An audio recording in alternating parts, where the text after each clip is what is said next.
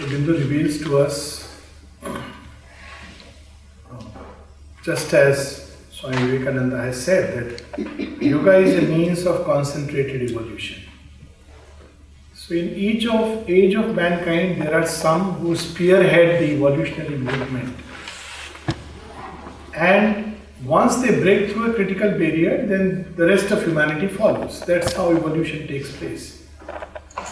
Now, this is one side of the story, but the other side, which is equally interesting, but often not much spoken of, is that just as yoga helps in human evolution, equally as humanity evolves, yoga also evolves. So for each age of mankind, there is a yoga specific to that age, which of course continues because something of that sticks on to man. So Aurobindo reveals very beautifully that when man is mostly conscious in the physical, he is not much conscious of his inner being, he is not much awakened in his thoughts, feelings, aspiration. It is for that kind of humanity and in that age of mankind that we have the Hatha Yoga, primarily aimed at pressing the body, squeezing it, releasing the divine energy which is concealed within matter.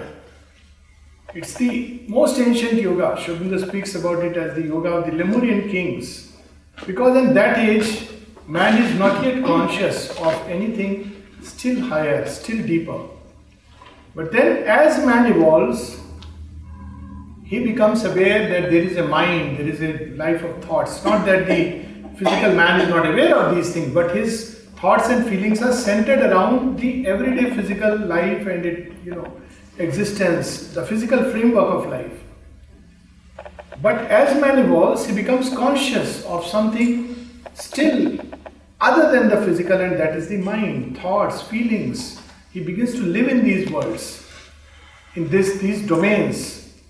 And for that kind of humanity, which is primarily centered in the mind, we have the Raj Yoga, primarily focused on mental processes. But then mankind evolves further and becomes aware not just of a mind, but of something still deeper, something more intrinsic, something like a subjective self, within which there can be a seeking which is higher for something beyond. And for that kind of humanity, we have Adhyatma Yoga, of which the classical example is the Gita. So when people speak about what physical things are to be done in Aurobindo's yoga, what are the methods and practices, very often they forget that even in the Upanishads and the Gita, with which we swear, we don't have physical processes which are described, except very briefly Shri Krishna speaks of concentration in this very small little portion of the Gita. But primarily the processes that are described are intrinsic and psychological, because the starting point is different. The starting point is that man has become aware of a subjective self, and he has become aware that there is a need to go beyond. So he's already taken us through the Gita into Adhyatma Yoga, where there is a launching pad is quite high. Very often, because when people speak about integral yoga, they feel integral means something for the body, something for the mind, something for something else. So it is asanas plus pranayam plus meditation, and of course turning to mother is also something like a token added to it, and that becomes integral yoga. Aurobindo clarifies that such a practice will lead to confusion and not a synthesis. Synthesis is to pick up the essence in every yoga and do away with the external processes, because man is capable of doing it, Earlier, one simple example is that, now one has to switch on the light. There used to be a time when we had to switch on the light and then the light will come through whatever complicated process. But we have right here next to us the bathroom where you walk in and the lights come. You have done away with the switch. You don't need the switch. How does it happen? The process has been understood that basically a contact needs to be made between this and that. And whatever means, it's not always through the physical switch, through sound, through clap, through just picking up sensors, picking up the human body, and it can happen. So essentially the same thing applies in yoga, that we have processes, and if one is still at that stage and feels the necessity, one can use them. But equally the processes evolve. There is a very nice story that I heard about a guru and a Sishya. So, Sishya has learnt a mantra and is very excited about it, and he goes and tells people, say this mantra 3 times and you will get moksha. He is very happy about it. So he comes back to the master and he says, you know what, I have spread the word. He said, what did you tell them? I said, you say this mantra 3 times and you will get liberation. And Guru says, all wrong. What do you mean? He said, see, you got the external, you missed the real thing. What is the real thing, master?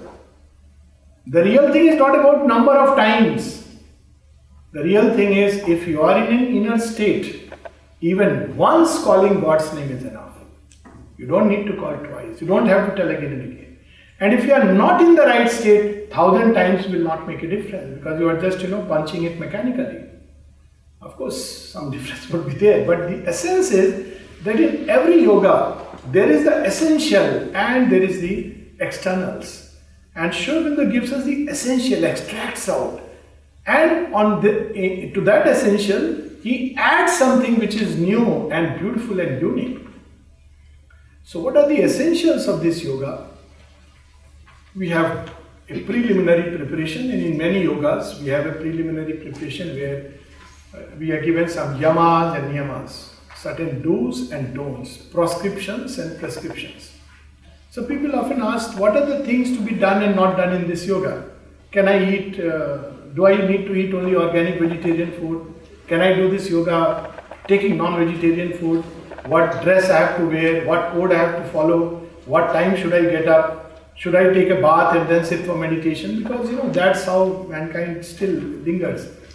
And Sri Aurobindo would tell us none of these things is really necessary. They are peripherals. What is the auspicious moment to take God's name? We should put it that way, that the moment we take God's name, that moment becomes auspicious. It's, flipping the side.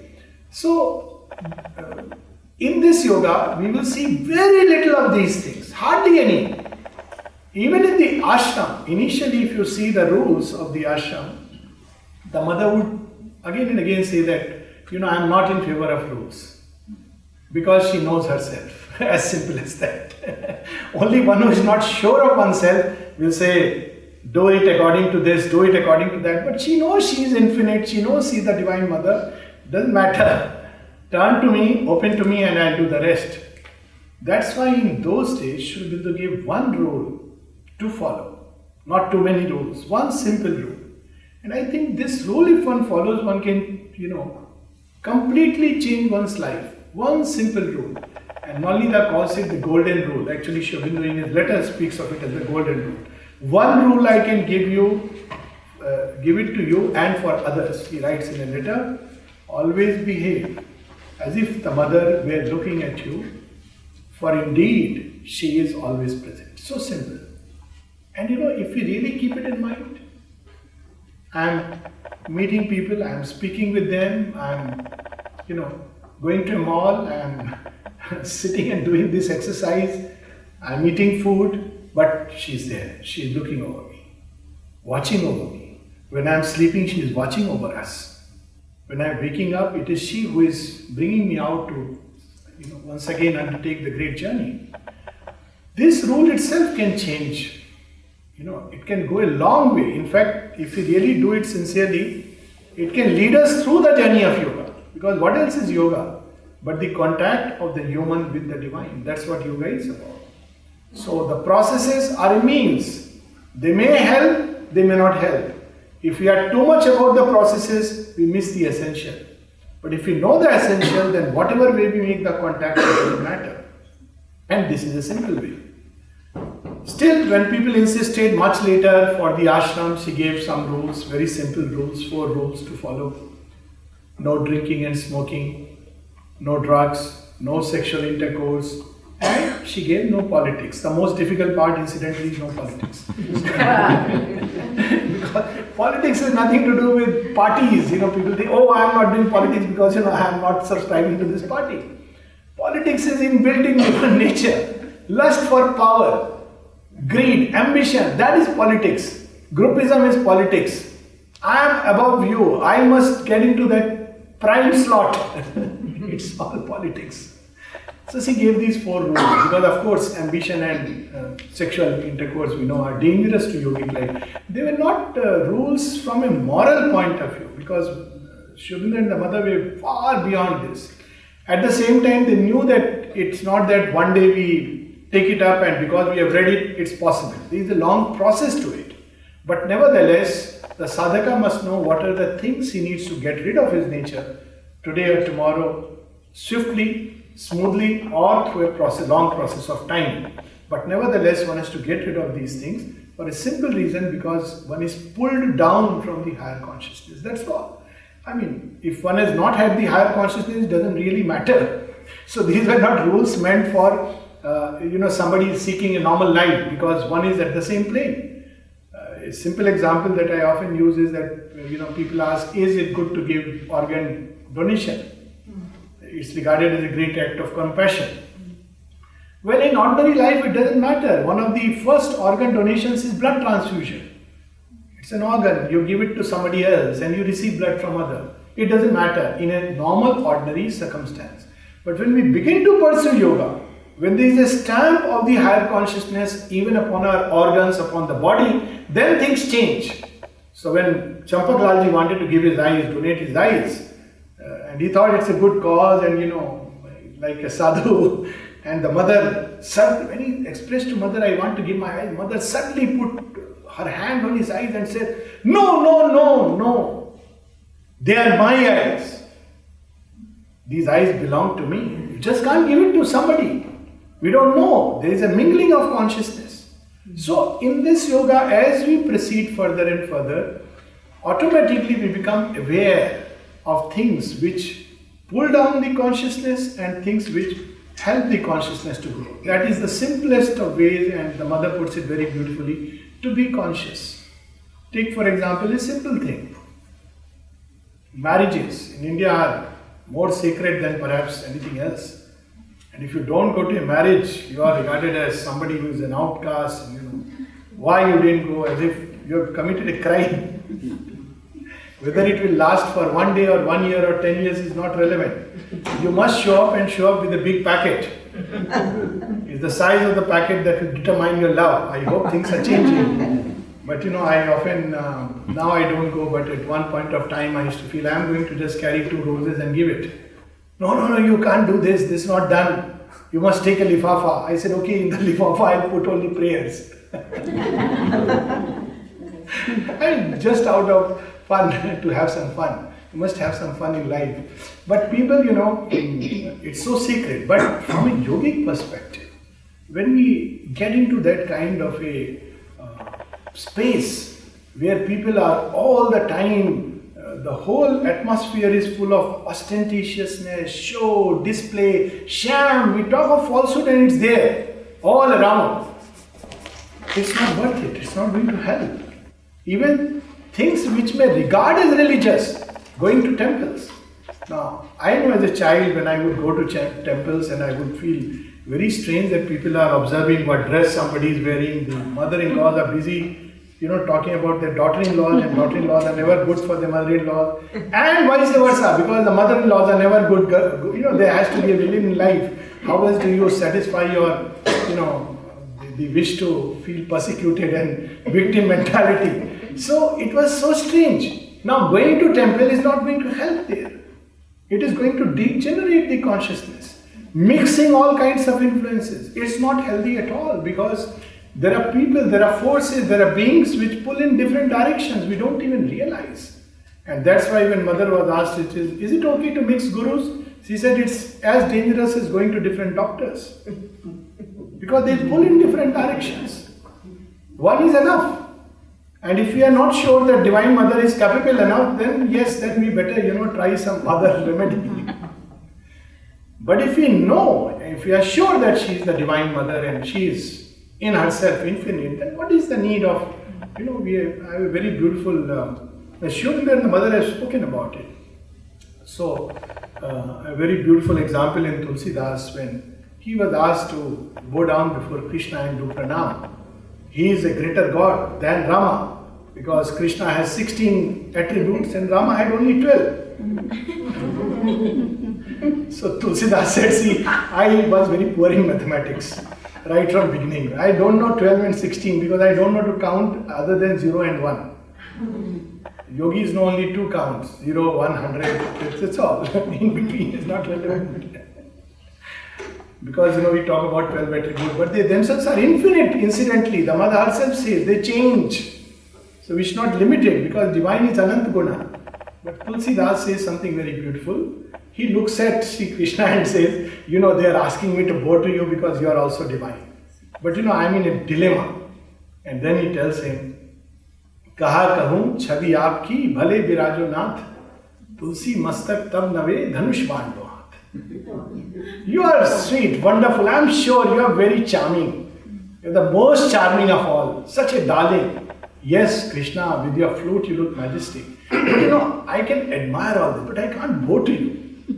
If you want me to bow to you, please pick up a bow and an arrow. Take the Vanvasi form and I'll prostrate at your feet, because that's what is for me the epitome of divinity.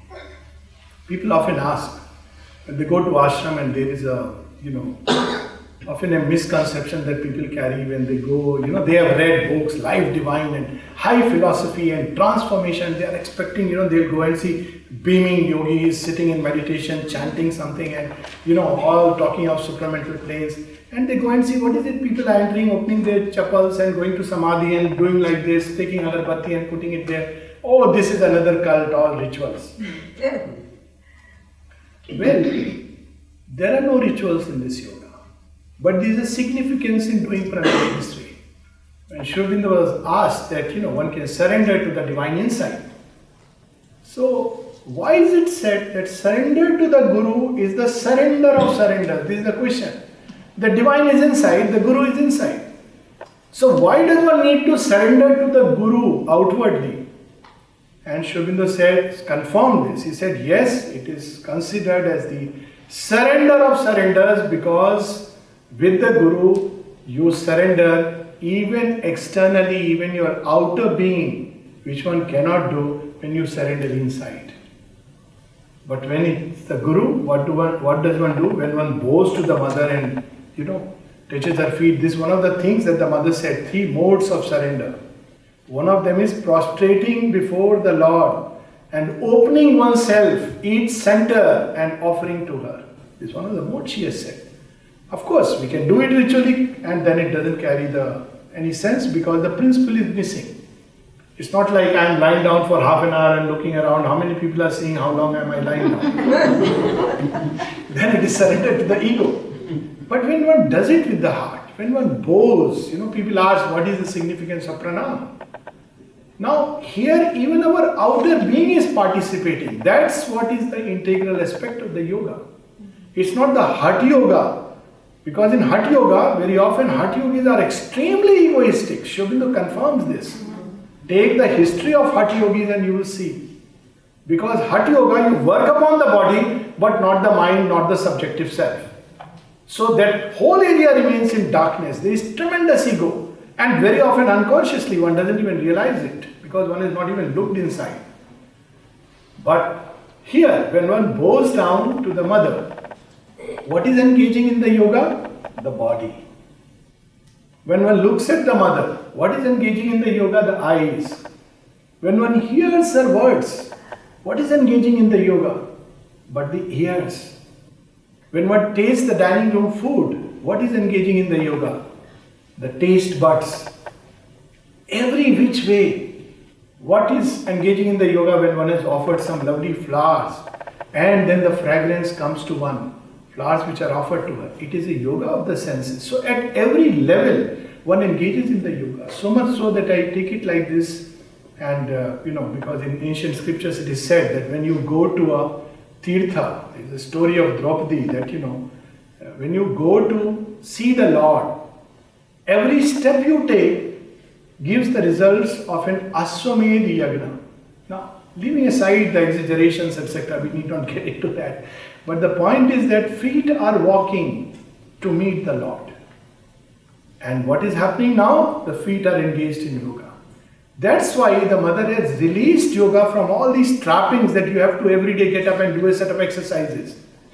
All that you need to do is engage in the yoga with the body. So beautifully Sri Aurobindo says, the mother says, to work for the divine is to pray with the body. Just engaging. See, in dining room, one of my first experiences of work was in dining room. The second was in marbling section, and it was so beautiful. I didn't want to do medicine. I thought I am done with it, free. I don't want to do this ignorant kind of medicine till they pulled me back, because that was giving such a joy so concretely in the body. It's very difficult to explain. And I often advise this when people ask where should I work when I come to the ashram, I want to work somewhere, go to dining room. It's a very good, treatment for the ego. Though, even that becomes an ego. Recently somebody sent me a WhatsApp message that, in Gurudwaras, people do juta ki seva. I'm aware because I have the background. I said yes, and then they come out and say very proudly that, look, I did juta ki seva. Human ego can creep through any door. But granted that, one must remain conscious and vigilant, it's a very good corrective to the human egoism. And Shri Krishna has shown the way in Rajasuya Yagya how he, picks up the jhuta patal and, gives it for washing. So all these are simple things with which we engage in yoga, and we miss that opportunity because we are looking for a special process at a given point of time in a certain way taught by X or Y or Z. No, that's not it. When mother was asked about Hatha Yoga, she says, from our experience we have found that no particular set of exercises can be regarded as exercises like Hatha Yoga. What is she saying? So she says, so disciple asks, then what is to be done? She says, very simple. You are climbing up and down the stairs, climb consciously. So it's very nice that in Famin you have on third floor. So every day, by the time we reach here, if we are doing it consciously, we have done the Hatha Yoga.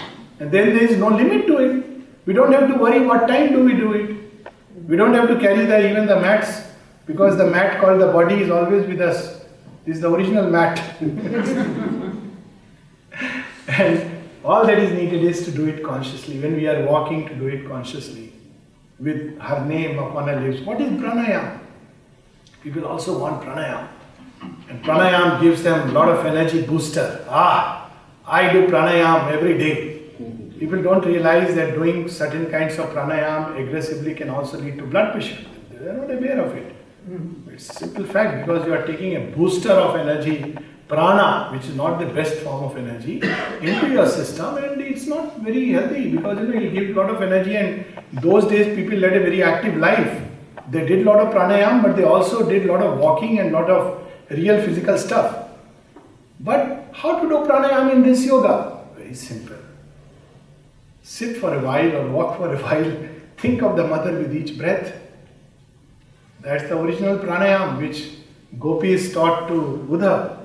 When he came and said, all of you are mad in love with Krishna, you are crazy people, you don't know yoga, you have not read the Yoga Sutras. What is it, Uddhavji? Please tell us what we should do. He said, you sit, I will teach you pranayam. What are we to do? You have to master your breath. The Gopis tell him that we don't have any more our breath. It is given to the Lord.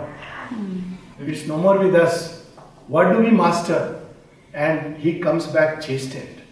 So Mother and Sri Aurobindo has brought back the yoga to its pristine glory.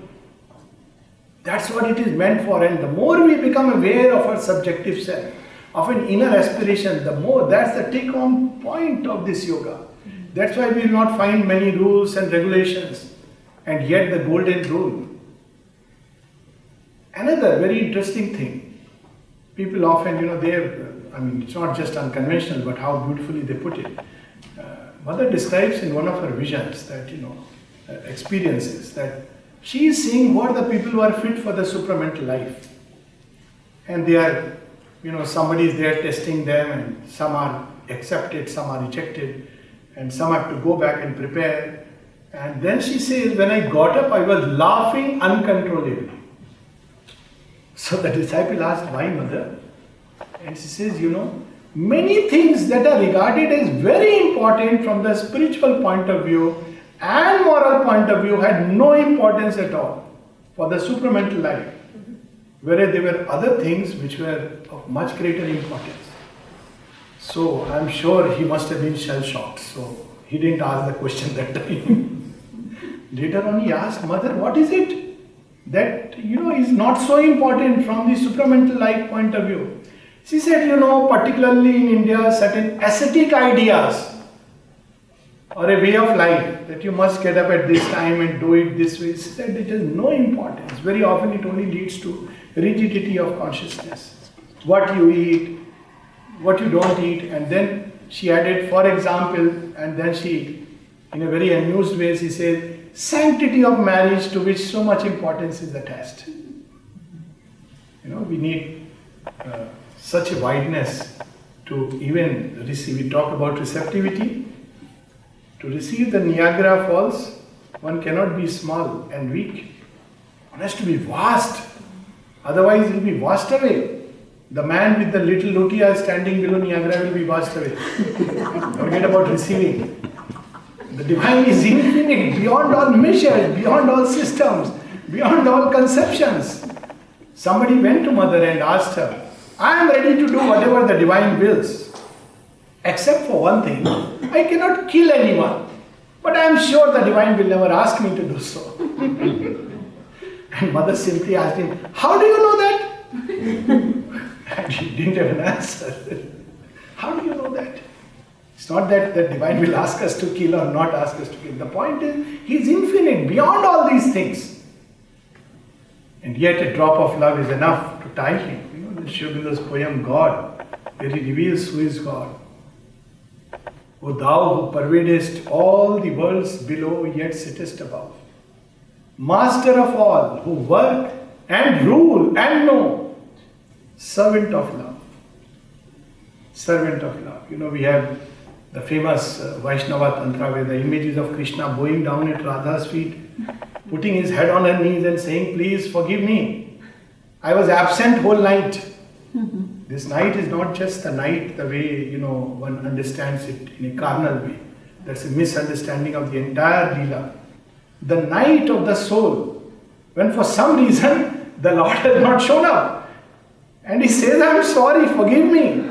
But you know what? I was thinking of you all the time. You have to go through that night. But I was still holding you. This is our Indian version of that story of God carrying the person when he sees two footprints. This is there in Indian thought, in a very beautiful way. He says, I was whole night thinking of you. Radha, please forgive me. He goes one step further. But I know I was not here physically. So this is the inner state in which we have to awaken. So then the disciple asks, then what is important, Mother? Because these are the things we thought are very important. So she says, wideness and plasticity. Wideness at every level. We just read a description in the beginning in Savitri of what kind of beings came to her. Even those divided between wonder and revolt, those who were hugging to her for their small human needs, craving a like response from the divine, that justice. There were people going and praying to the Mother, he is my enemy, please punish him. So that man began prospering more and more. So the disciple asked Mother, last few years I am praying.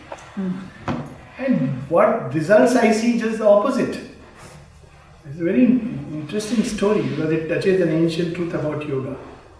He is prospering more and more. He is healthy. He is growing. Everything is happening good in his life. Have you heard my prayers? Yes, my child. Then Mother, Well, you see, what is happening is you are bringing him in contact with my consciousness. What do you expect will happen? In ancient yoga, there is even a yoga called Vairabhav, Kansa. Why he is granted liberation?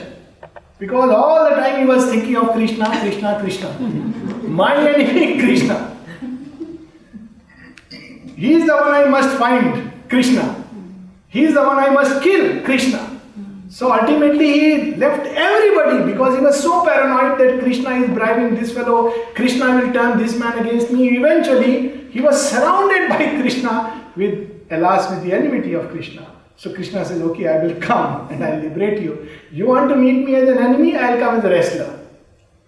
So as we approach that wideness, because the divine accepts whatever faith in whatever way we approach him. So very often people talk about distinctions, between disciple and devotee and this and that. All mind-made things.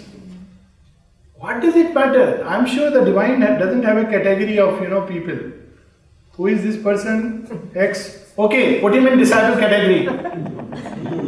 Y. Okay, devotee. Z. Okay, we'll keep him on hold in limbo. We'll decide, figure out. General category. We'll see where it fits in. For him, there is none else but himself. For him, we are not different and other. We fail to see it, that he is not a human being who is putting people in slots. For him, who are we? Mother was asked, Mother, what is the divine? I was saying so many definitions he has given. One of them was, she said, who is the divine? What is the divine? The divine is yourself in many disguises. We read that line, in Savitri. As if an aspect of their own self had put on a garb of divinity. That is how. Who is she? In one sense, we can say, in the truest sense, that she is within us our own utmost. So she comes to express it, becoming human, so that we can recover that. And whatever way we approach it becomes a path. We can approach her this way, we can approach that way, we can believe that we must do some vigorous exercises, then only she will be pleased. She will say, all right. Somebody can say that I love you, Ma, and I trust that you love me. Okay, fine, come to me. Or like Duman Bhai, somebody may tell her, Mother, I am doing your work, you do my work, and mother would say, yes, that is perfect. You do my work, I'll do your work. So based upon our faith, that is why faith is one of the fundamental necessities. And because faith also expresses differently, it evolves, it starts with something very rudimentary and external, but eventually it becomes a vision in the soul. And even if the whole world contradicts the divine presence, yet if the eye of faith has opened, then it sees and finds the divine. Even in what appears as torture unbearable to mortal nerves, one says, well, my Lord loves me, therefore he is taking me this way. But it takes time. So all these qualities, they evolve.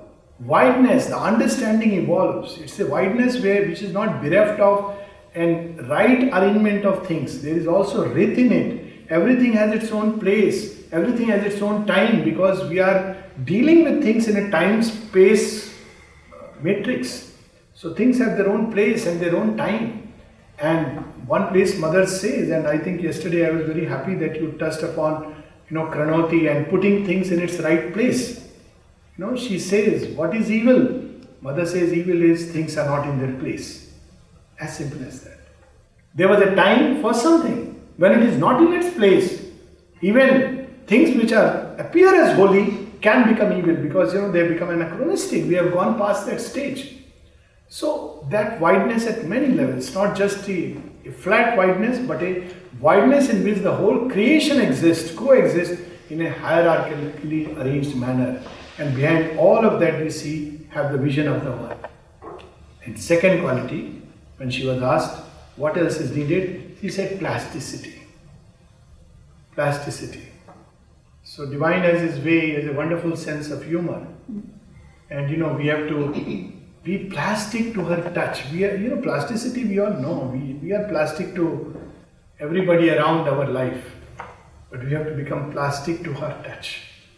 That's what Meera says, that if today you want me to wear moti ki mala, a garland of pearls, I'll do it happily. But tomorrow if you want me to just put all my hairs unbraided, I would do it happily.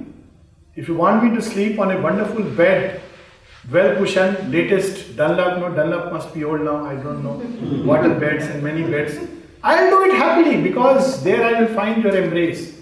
But if you want me to sleep on hard floor, I would find your embrace there also. So see, equanimity can be approached in so many ways. People often ask how to, practice equanimity. Well, I can tell you the Bhakta's way. Bhakta's way is to see everywhere the divine presence. It is he who is holding. Then where is the problem?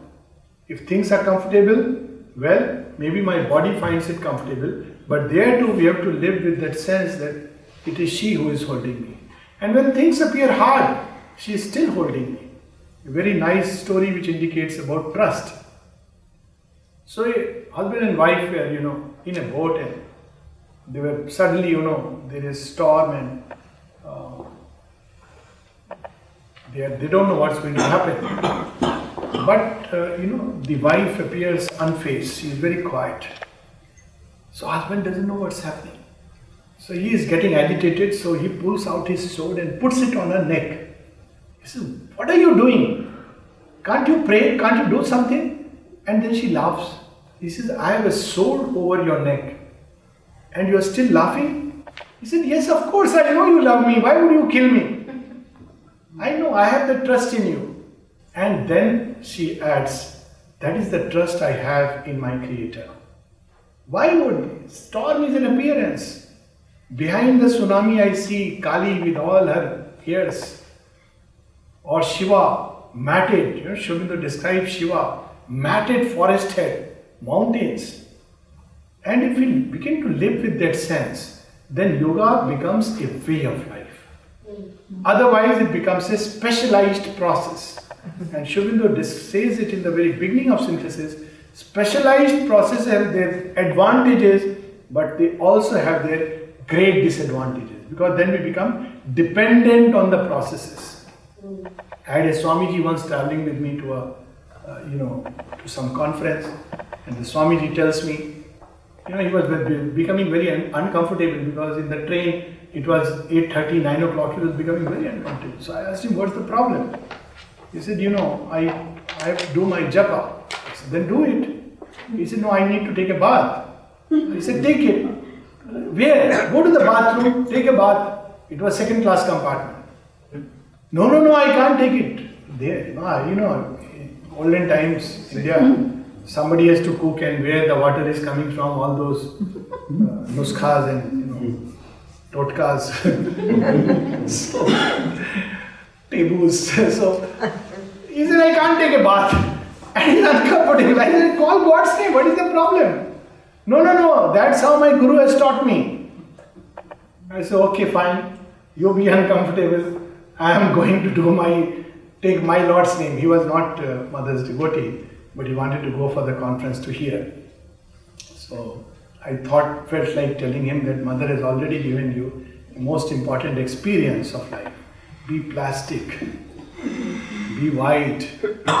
Don't be tied to this way or that way. And certainly not my way. But your way. That is plasticity. And the third thing she said is stillness, equanimity. We don't allow space for God to act. Even in the most terrible, disaster-seeming situations, if we can just remain immobile, and obviously it won't come unless we have practiced it all our life, then that disaster can be swept away. Last minute an intervention can come. Something can happen. But we have to learn to remain immobile. The Mother says it's only through a perfectly immobile consciousness that the supramental force can act. But if there is the slightest agitation, slightest disturbance, slightest kind of fear or worry, it doesn't work. Classic example was when the ashram was attacked. And ashram has been attacked number of times. And in India, it's well known that ashrams have been attacked from ancient times. Because wherever there is yagna, there the asuras come to destroy it. So the ashram was attacked physically, with stones and all. I'm sure many persons know, some may not know. And at the end of it, naturally, nothing happens. So at the end of it, the mother says, I wish everybody could remain absolutely in a state of perfect trust and immobility. But people were getting agitated. So I had to wait, I had to ask them to calm down. And Kali was here. And she was keen to destroy everything, but she would have taken some of my children also, because he was saying that with these children you want to build new creation. I had to make her quiet. And then she described there was only one man, one person who had perfect quietude right down to the cells of the body. There was not even a trace of fear. Guess who? Prananda. Prananda. He said even in the cells he didn't have the slightest trace of fear that what may happen. Stones are flying. Should I do this? Should I do that? And yet he organized the defense of the ashram, but without a slightest trace of fear. He said that is the state in which we must arise. Immobility. So in life we have so many situations to practice it. That's how the yoga goes, through life, through all the processes, through all the events and circumstances and situations. But when we have to ascend from one stage to another, then there are certain tests. That's what we started on the first day, that these are tests by three kinds of forces. Forces of universal nature, which are fine as long as we have not tried to go beyond them. But the moment we want to go beyond them, they start telling us, no, this is not done. You are being unfaithful to us. And you have to say, yes, I know, but what to do now? I have to be faithful to her. So they will not allow us. They will give all kinds of excuses, reasons. See, when Buddha walks out of the house, people still say, he did something wrong. He left his wife. Yes, true. But Buddha was being faithful to his aspiration. He was moved by the suffering of humanity. And therefore Buddha's going to the forest is as much an act in the light of the Gita as Arjuna's picking up the weapons. Sri Aurobindo clarifies that. Because that's his aspiration. He is moved by that seeking and he must be faithful and sincere to his seeking. And just as we should be faithful and sincere to our own seeking. So these are the forces, universal nature. Then second is adverse and hostile forces. They come and obstruct in various ways. They throw doubts, fears, all kinds of things. And we have to face them. We will see these 12 qualities Mother describes under the examiners. So when hostile forces, she says humility, vigilance, sincerity, it helps us. Because how do they come? Hostile forces, they try to throw, they try to attack us. If you feel I am someone great, but when you are humble, I am nothing. It is she who is everything. Who am I?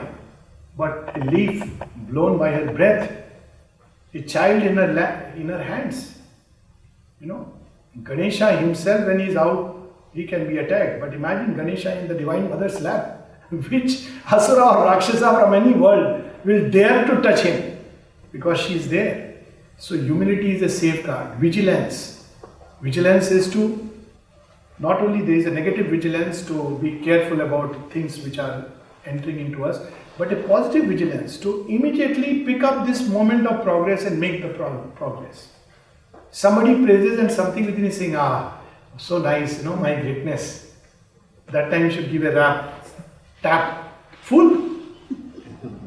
When Udarda came to America, and he was that shining look and handsome person with all the things that charming gurus have, which draws many people because of their charm.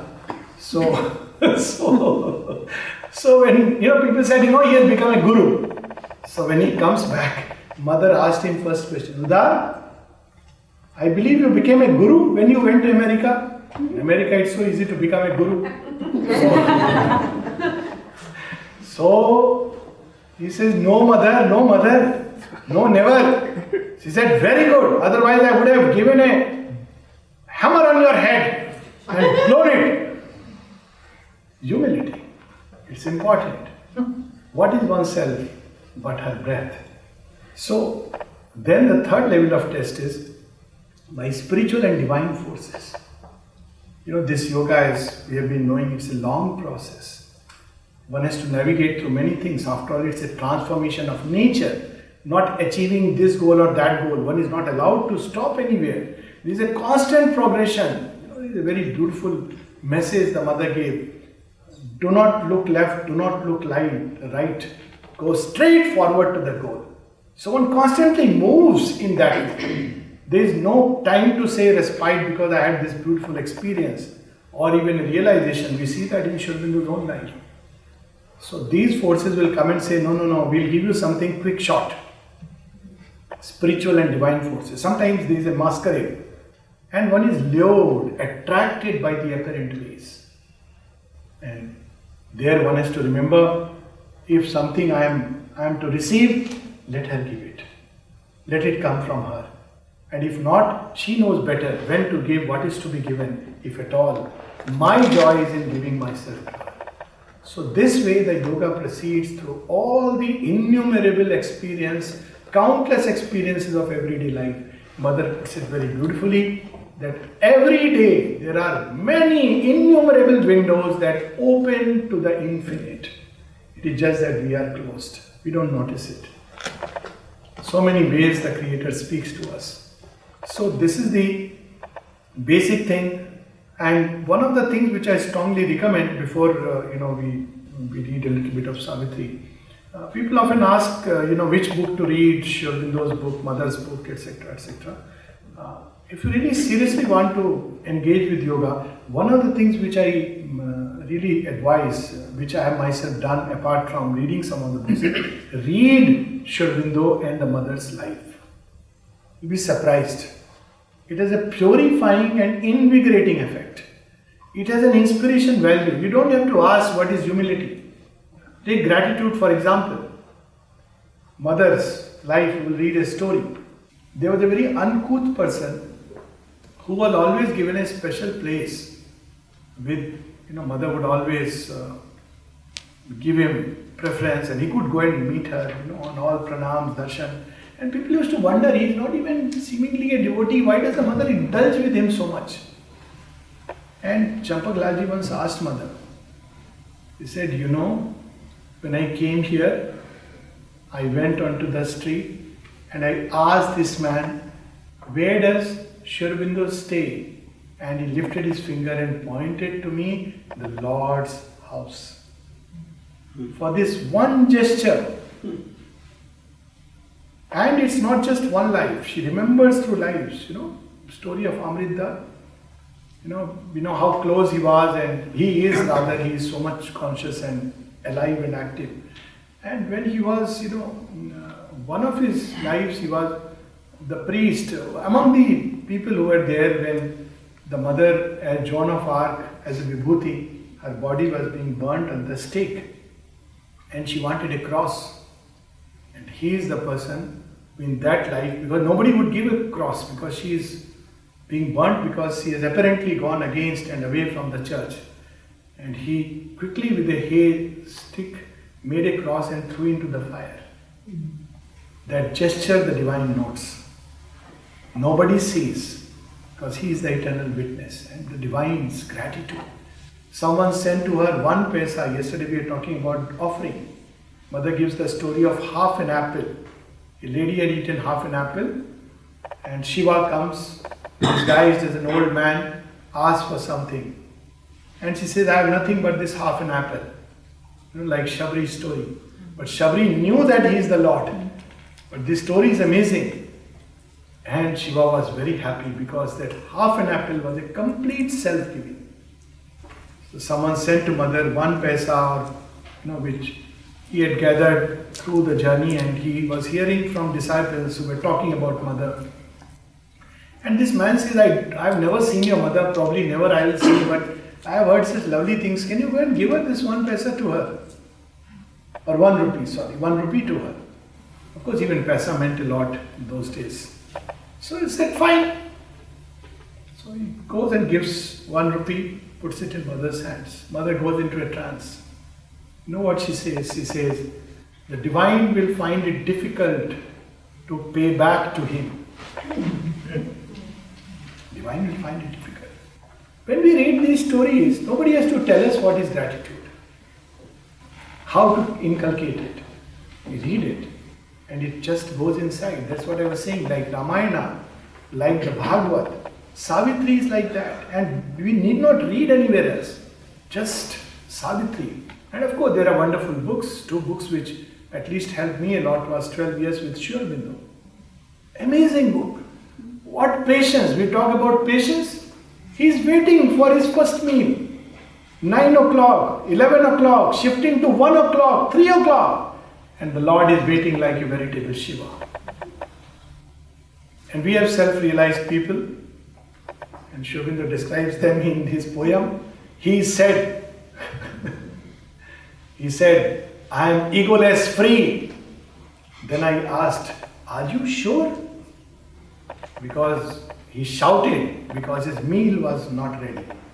He said, I am egoless free. Then he shouted because his meal was not ready. So I asked him, are you so very sure? He said, it's not me, but my belly god that is hungry. That is how we play tricks with the divine. But we don't know he is a greater trickster. So he knows all the tricks. So we can't play tricks with him. Sincerity. We read mother's life. Sometimes we don't even take a note. We easily go through that, yes, 1920 next year, next to next year. We'll have the centenary of the mother's final arrival to India. 20 to 73, 53 years. Now imagine someone coming from France, living in Tokyo, a most beautiful place, coming from France with that elitist culture. There is no doubt about it that France, in terms of its culture, at that point of time was definitely a hub of cultural renaissance in the world. Speaking of equality, fraternity, and when she would have come here, staying at night in a room which was riddled with white ants and rats and whatnot, and yet she didn't feel like going back. What is this? What an inspiration. She had her son here. She had her own life here. She had so many things. Who could cut the moorings like this so beautifully? And then look at bhakti and humility. When she is asked to talk about her life, this is the ideal, perfect humility. Imagine in the situation of the mother, prime ministers are coming and going to her. Normally if somebody asks, you tell us about your life. Oh, the other day Nehru had come and he asked me, how am I doing? President comes and, Are, tell me about your life. And, we will talk big things. And what mother says? It's worth reading. The reminiscences will be short. I came to India to meet Sri Aurobindo. I lived in India to do Sri Aurobindo's work, and after he has left his body, I continue to be here to do his work, which is of, that has to be read in original, of enlightening mankind and awakening that love and serving truth. That's all. Reminiscences. Mother, we want your life. Imagine somebody coming and interviewing her. But to disciples, she would disclose many things because it's an inspiration. God's own example. But this was officially, when it was asked, she said this much. But to disciples, many beautiful things he has disclosed, and that's all, because she is to inspire us, show us the way, God's own example. Aurobindo, coming, leaving the freedom struggle and sitting here in Pondicherry. And those days, big people, they come and ask him, so sir, what are you doing these days? Aurobindo remains quiet for a while and says, well, nothing. This is humility. These are examples of what... So when we read these things from their lives, Nobody needs to tell us. We just, because we love them, or more importantly, we are able to love them because she loves us. Aurobindo, his Life Unique, Rishabh Chand's book, another book, because these two books, Adventure of Consciousness, these three books are directly have been inspired by the mother. Aurobindo, his Life Unique, mother had asked Rishabh Chandji to write his life before Pondicherry, and she said, because nobody can write after Pondicherry. Read that book. It's amazing. You know, after reading it, you feel we keep complaining about our this problem, that problem. People who want to know what is positive attitude and how to develop it, just read Aurobindo's Tales of Prison Life. Yes, Tales of Prison Life, and you will see. So this is the one of the ways. Just read Mother and Aurobindo, read their lives. And I know it is infinite, but time is finite. So we have a very nice little phrase in I'll just read few lines to close. In Hindi we have a very nice phrase, Hari Ananta, Hari Katha Ananta. There is no limit to the glory of the Lord. And the more we read, the more we come close to them, because remember in the mother's symbol, we will read it. They are the 12 powers of the mother necessary for the manifestation.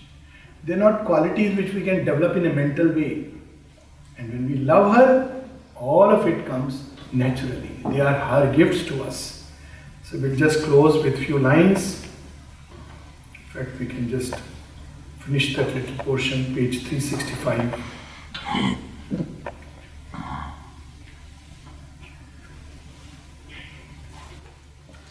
In vain she stooped to equal them with her heights. Too pure that air was for small souls to breathe, these comrade selves to raise to her own wide breaths. Her heart desired and filled with her own power, that a diviner force might enter life, a breath of Godhead great in human time. Although she leaned down to their littleness, covering their lives with her strong, passionate hands, and knew by sympathy their needs and wants, and dived in the shallow wave depths of their lives, and met and shared their heartbeats of grief and joy. Divine becomes human, and bent to heal their sorrow and their pride, lavishing the might that was hers on her lone peak, to lift to it their aspirations cry. And though she drew their souls into her vast, and surrounded with the silence of her deeps, and held as the great mother holds her own, only her earthly surface bore their charge, and mixed its fire with their mortality. Her greater self-lived soul, unclaimed within